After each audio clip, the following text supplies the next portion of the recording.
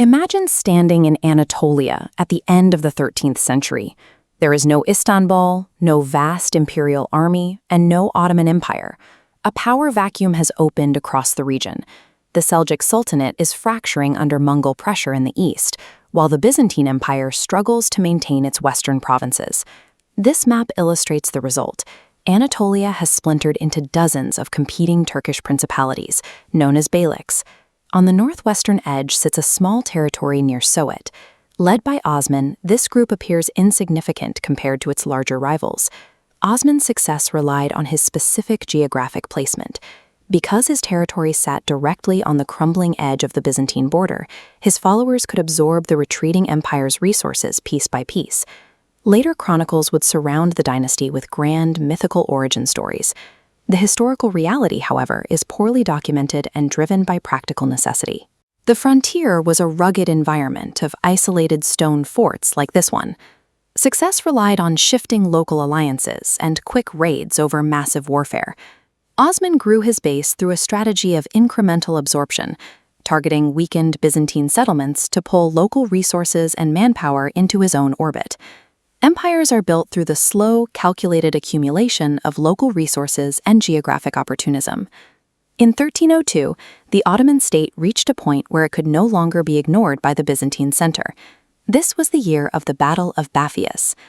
At Baphius, Osman's frontier warriors met a traditional, organized Byzantine field army and defeated them in open combat. This single victory immediately altered the regional momentum. The defeat acted as a beacon. Ambitious warriors, settlers, and opportunists began flocking to Osman's banner, seeing his territory as a place that could guarantee both survival and land.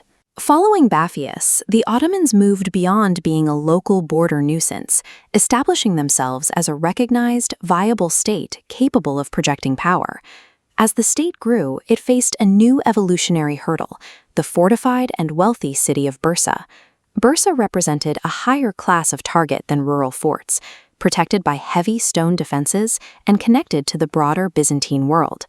Lacking the technology for a massive, single-day siege, the Ottomans adopted a strategy of methodical strangulation. This tactical map shows the process. Ottoman forces identified the city's supply roads, capturing the surrounding watchtowers and slowly cutting the city off.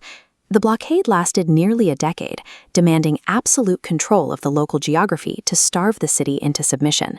This long campaign forced the Ottoman polity to level up. Maintaining a decade-long siege required the logistical organization and administration of a true state. Osman did not live to see the city fall. As his health declined, he passed his authority to his son Orhan. This handoff demonstrated that the Ottoman enterprise could survive the death of its founder, evolving into an organized, multi-generational system. Under Orhan's leadership, the years of pressure finally reached their conclusion. In 1326, Bursa fell to the Ottomans. The victory brought an immediate functional change. Orhan established Bursa as the first major permanent Ottoman capital. Entering these gates ended their phase as a roaming frontier tribe. They were now an entrenched Anatolian power.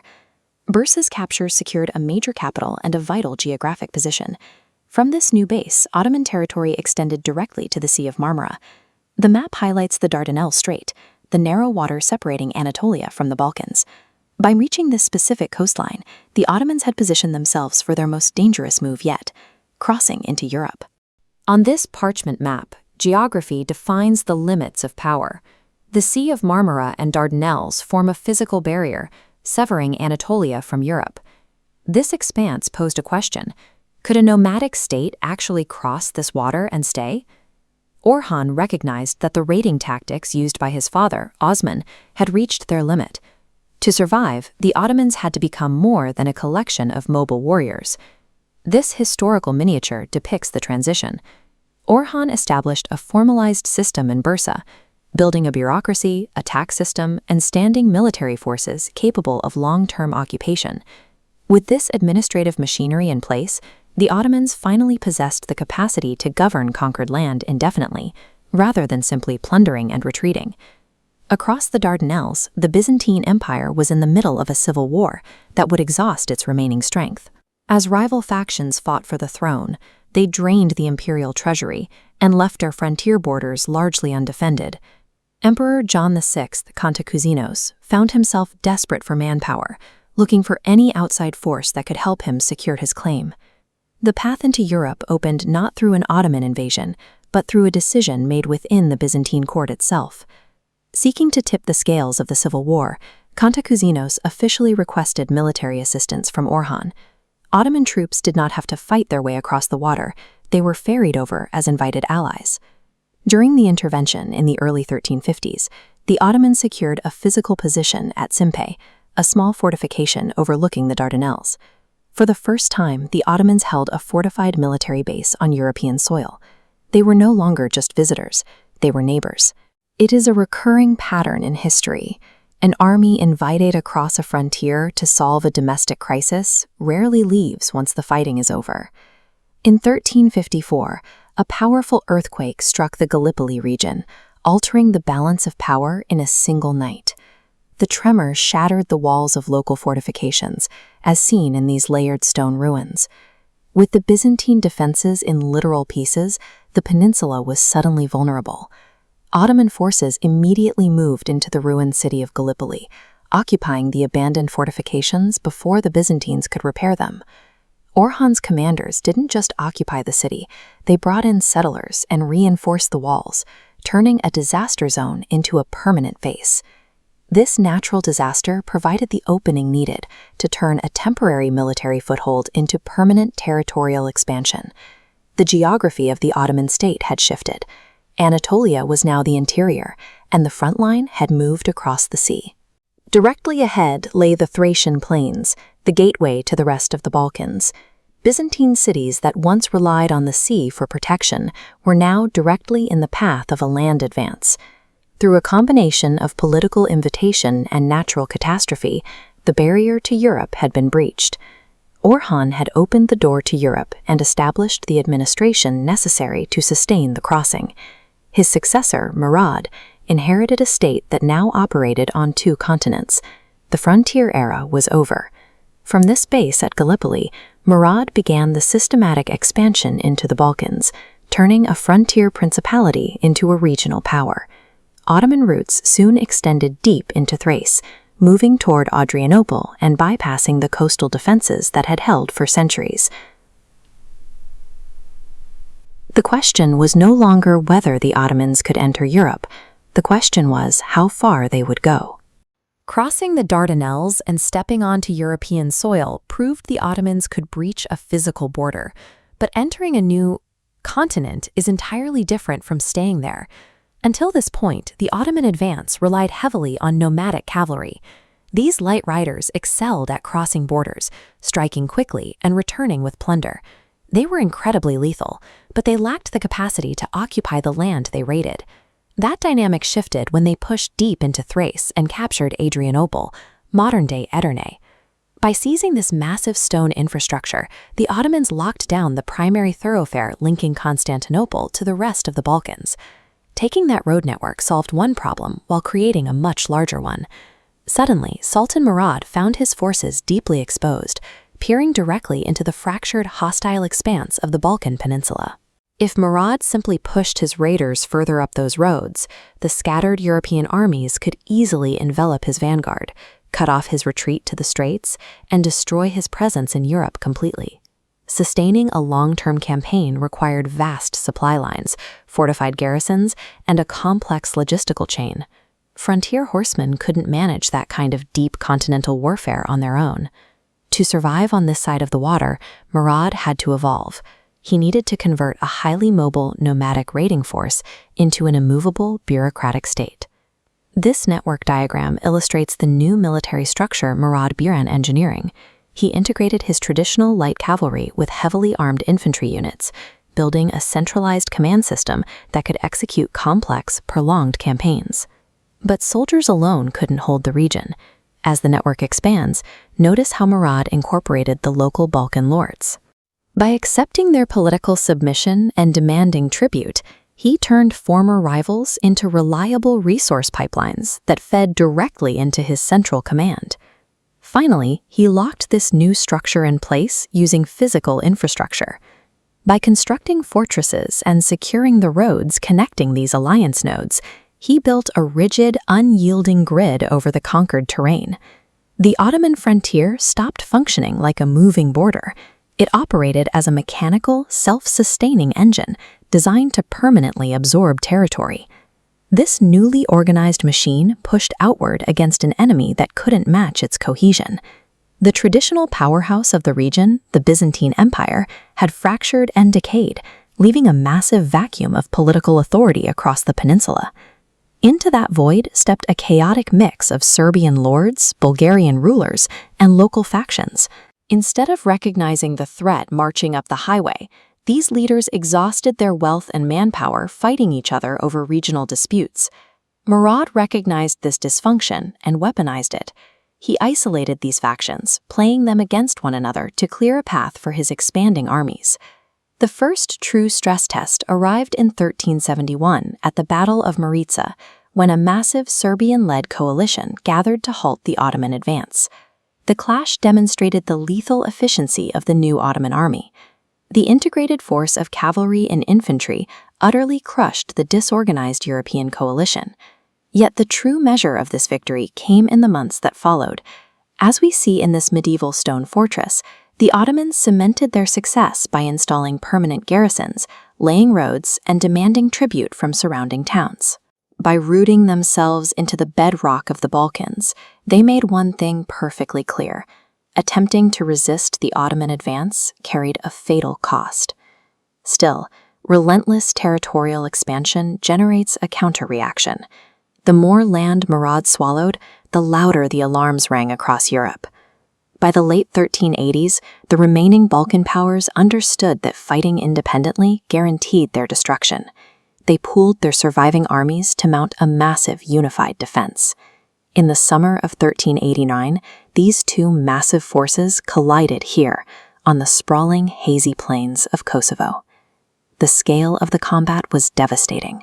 Tens of thousands of men clashed in a brutal, chaotic deadlock that stretched across the agricultural fields, decimating the command structures on both sides.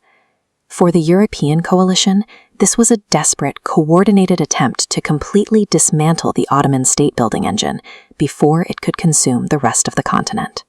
The immediate fallout from Kosovo was incredibly messy. Both armies suffered catastrophic casualties, and in the chaos of the fighting, Sultan Murad himself was killed. In a typical frontier raiding culture, the sudden death of a supreme warlord would trigger an immediate collapse and a retreat across the border. But the Ottoman presence did not break.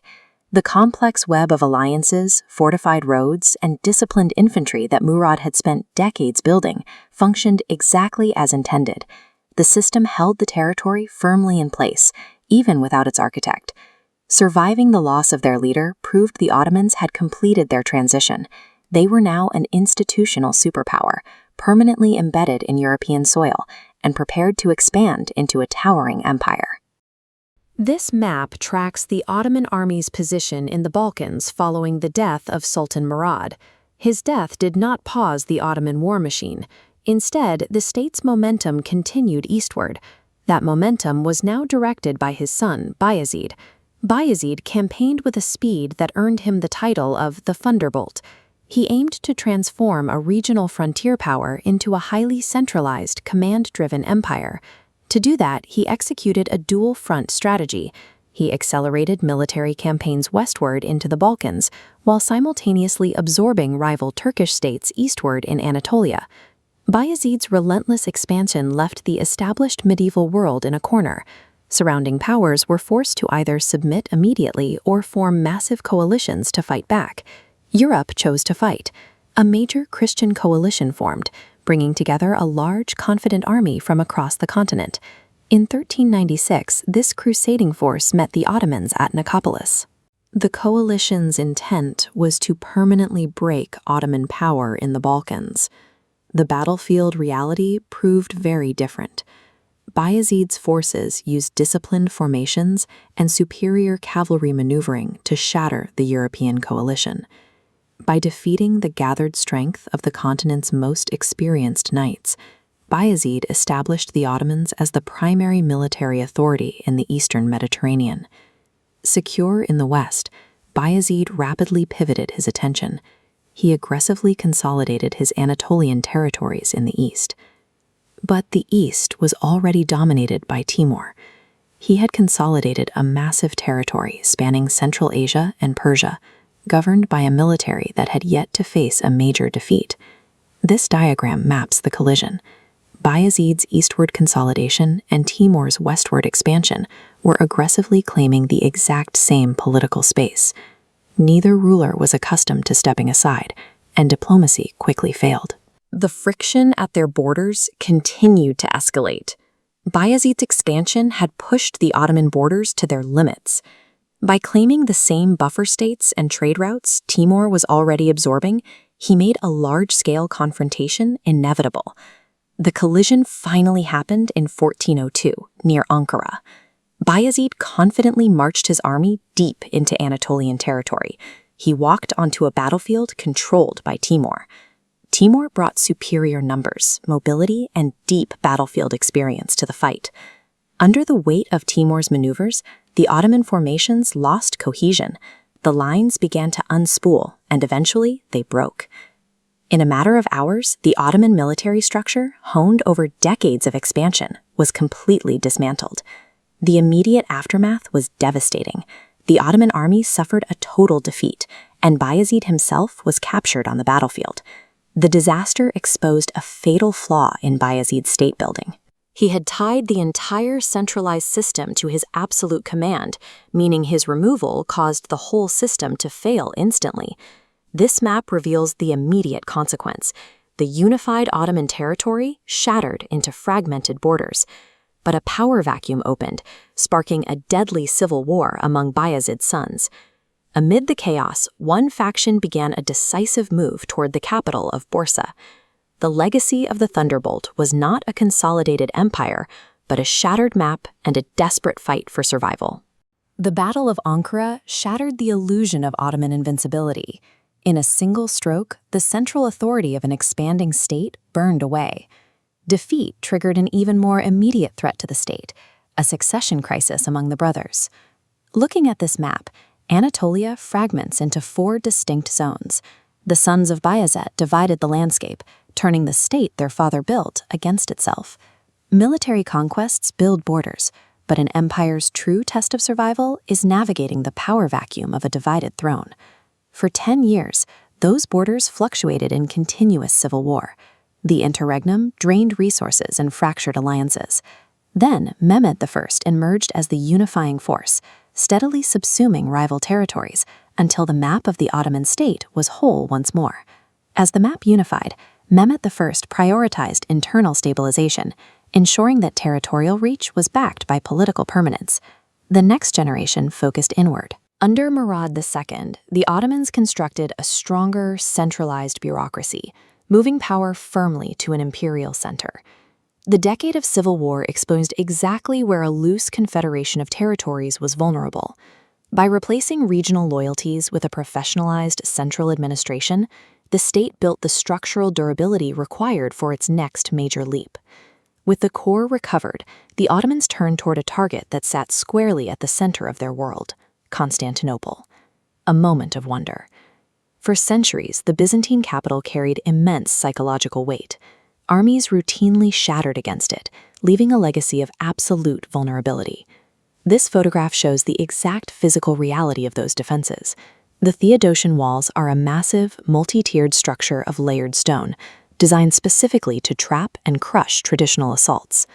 Sultan Mehmed II recognized a stark reality: courage alone cannot defeat stone. Taking the city required specialized engineering. He ordered massive logistical preparations. Foundries cast enormous siege guns designed specifically to break the walls, while a naval fleet assembled to lock down the surrounding waters. The upcoming siege served as the ultimate test of the Ottoman state's newly centralized industrial and organizational power. In the spring of 1453, the heavy bombardment began. For weeks, massive Ottoman cannons struck the ancient walls relentlessly.